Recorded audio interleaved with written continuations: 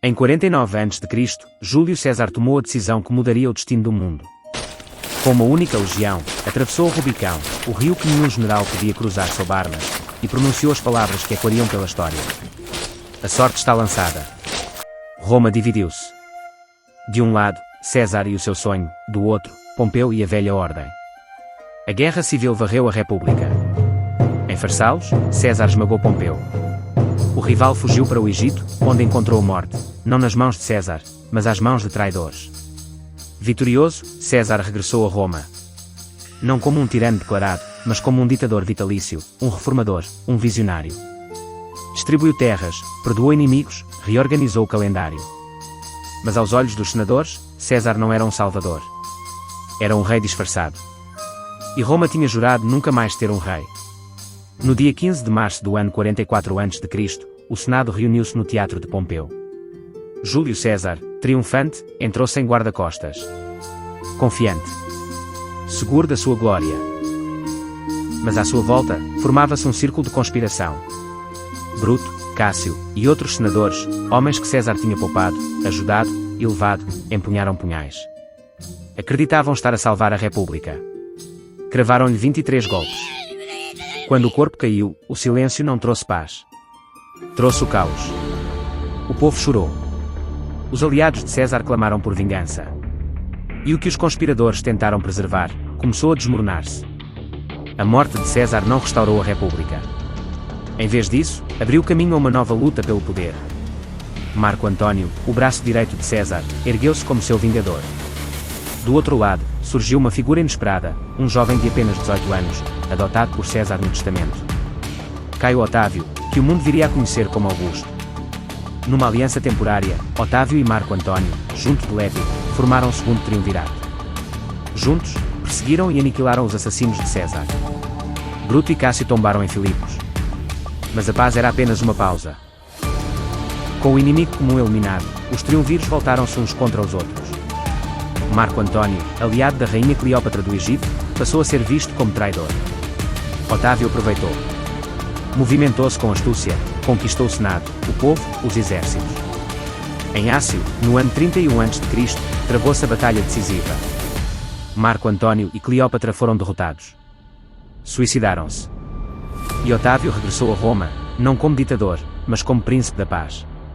Roma já não era uma república. Era um império. Em 27 a.C., Otávio apresentou-se ao Senado. Recusou títulos absolutos. Recusou o poder absoluto. Mas o Senado, em gratidão, ou em medo, deu-lhe tudo. Passou a ser Augusto, o Venerável. Não era rei, mas tinha autoridade suprema. Não era Deus, mas mandava erigir templos em sua honra. Iniciava-se o Principado, a fachada de uma república sob um comando imperial. E com ele, veio a Pax Romana. 2 séculos de estabilidade relativa, estradas construídas, fronteiras fortificadas, comércio florescente, cidades romanas a erguer-se da Britânia à Síria. Roma tornou-se mais que uma cidade. Tornou-se um mundo. Mas toda paz tem o seu preço. E Augusto sabia que a estabilidade do império dependeria da sucessão. Augusto morreu em 14 depois de Cristo. Não deixou um império perfeito, mas deixou um modelo. Um sistema onde o imperador era tudo, chefe do exército, da religião, da justiça e da economia. Vieram depois dele imperadores de todo o tipo. Alguns, como Trajano e Adriano, foram construtores, legisladores, homens de visão. Outros, como Calígula e Nero, tornaram-se sinónimos de loucura, crueldade e excessos. Roma cresceu até ao seu limite, da Escócia ao deserto do Saara, do Atlântico ao Eufrates. No século II, sob os chamados bons imperadores, Roma atingiu o auge. Mas nem o mármore nem as legiões podiam esconder as fissuras. O poder concentrado num só homem tornava-se, a cada transição, um risco. E o mundo romano era cada vez mais difícil de governar, povos diversos, religiões em conflito, fronteiras sob pressão. A máquina era imensa, e começava a pesar sobre si própria. O século III depois de Cristo trouxe à luz o que já se adivinhava nas sombras: o império era demasiado vasto, demasiado complexo e demasiado vulnerável. As fronteiras estavam sob ataque constante. Germânicos a norte, persas a leste, rebeliões internas por todo o mapa. Em menos de 50 anos, mais de 20 imperadores subiram e caíram, muitos assassinados pelos próprios soldados. Roma tornou-se campo de guerra entre generais. A economia colapsava. A moeda perdia valor.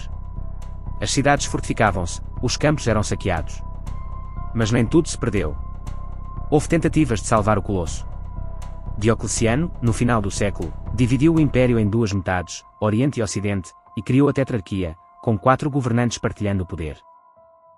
Foi uma resposta de emergência, mas também um reconhecimento silencioso. Roma já não era una. E talvez já não fosse eterna.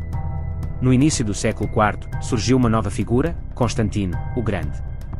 Filho de um dos tetrarcas, marchou sobre Roma, venceu rivais e, segundo a tradição, antes da batalha viu uma cruz no céu com a inscrição: com este sinal vencerás. Constantino venceu, e o cristianismo, até então perseguido, tornou-se religião protegida. Em 313, o Édito de Milão garantiu liberdade religiosa. Poucos anos depois, fundou uma nova capital, Constantinopla, uma Roma do Oriente, mais próxima da riqueza, da cultura helénica e das rotas comerciais. Roma, a cidade eterna, deixava de ser o centro do império. O cristianismo continuou a crescer, primeiro como fé imperial, depois como base ideológica do poder. Mas enquanto o Oriente florescia, o Ocidente enfraquecia. As legiões já não eram romanas, eram mercenários, bárbaros contratados para defender fronteiras ou ruínas. E os povos ditos bárbaros já não vinham apenas pilhar. Vinham para ficar. A queda não seria repentina. Seria longa, inevitável e silenciosa. Em 476 d.C., um jovem imperador chamado Rômulo Augusto foi deposto por Odoacro, um chefe germânico. Não houve coroas partidas, nem incêndios colossais. Roma caiu, com um sussurro. O Império Romano do Ocidente deixou de existir, fragmentado em reinos bárbaros, onde outrora marchavam legiões. Mas o espírito de Roma não morreu. Sobreviveu nas leis que influenciaram reinos e repúblicas. Nos idiomas nascidos do latim. Nas estradas, nos aquedutos, nas cidades que ainda hoje se erguem sobre as suas fundações. Na Igreja, que herdou a estrutura e a autoridade imperial. E no sonho eterno de ordem, grandeza e civilização. Roma não foi apenas um império. Foi uma semente. Uma fundação sobre a qual se construiu o Ocidente.